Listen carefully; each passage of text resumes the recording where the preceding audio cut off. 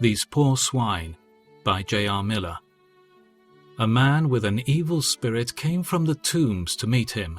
This man lived in the tombs, and no one could bind him any more, not even with a chain, for he had often been chained hand and foot, but he tore the chains apart and broke the irons on his feet.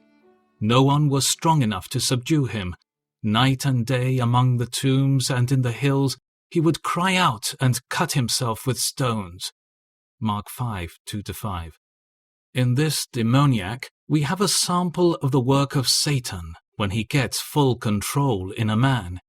He destroys every beautiful thing in the life and leaves only ruin.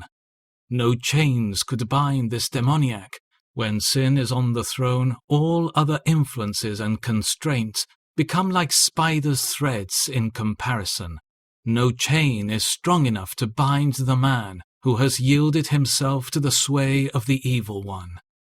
The love of a godly mother is a strong bond, but many a child tears off this holy chain and rushes into wayward and evil paths.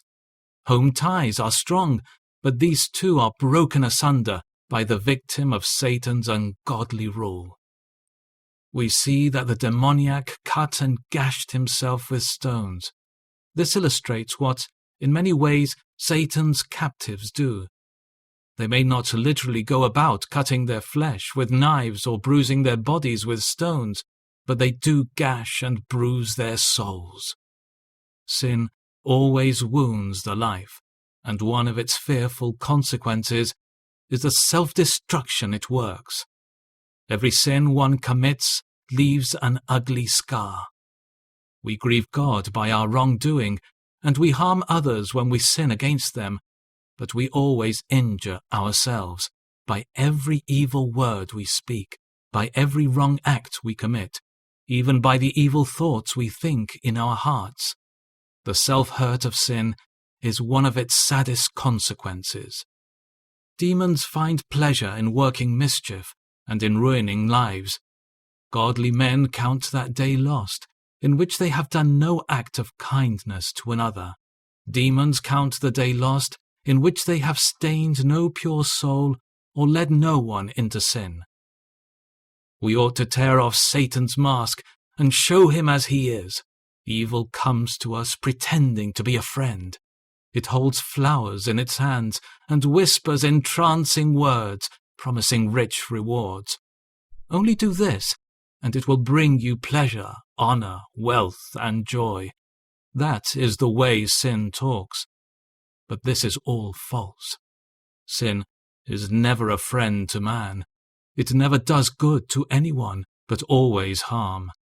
However plausibly Satan may present his temptations under the guise of pleasure, his secret aim is to destroy the soul he tempts. Nothing gives the evil one so much pleasure as to see a fair and beautiful life stained and debauched.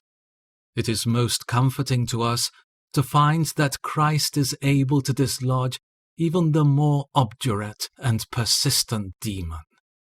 No one could bind this demoniac, nor resist his superhuman strength, but at his word the foul spirit was compelled to leave the man he had possessed for so long. No human hand can break the chains of sinful habits. No mere resolution can free one from Satan's bondage. Only Christ can set the devil's captives free. Those who have long been trying in vain to reform, to break away from evil practices, see in Christ the friend who alone can deliver them and save them. No demon power can resist his command.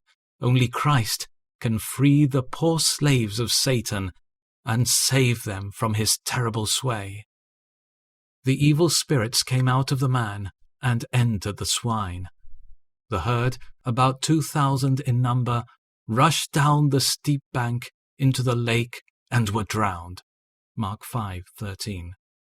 In the swine, under demoniac possession, rushing down the steep cliff and perishing in the lake, we have another illustration of the end of all Satan's ruinous work. It is with men as it was here with the swine. It never yet has been known that Satan impelled anyone upward to a better life, or to anything noble and lofty. He always drives down sin's steep ways into choking floods. God's ways leads upwards. It is always uphill to Christ and to heaven. But the devil always drives downward. Those poor swine, demon-possessed, rushed down the steep bank into the lake and perished. Just so do human souls, demon-possessed, rush down sin's precipitous course and perish. It would be well to keep this dreadful picture in our mind when we are tempted in any way by the devil, for if we follow him, this is the way it will surely end with us.